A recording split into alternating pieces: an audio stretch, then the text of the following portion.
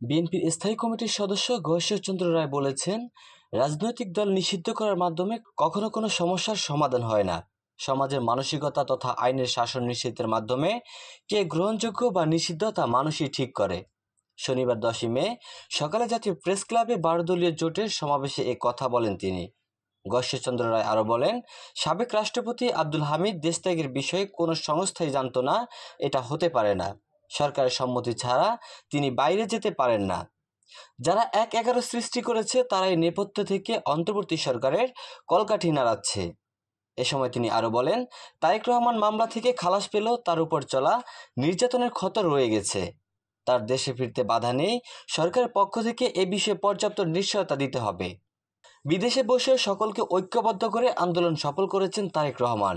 এ সময় গণতান্ত্রিক সংস্কারের পূর্বশর্ত বলেও মন্তব্য করেন বিএনপির এই প্রবীণ নেতা।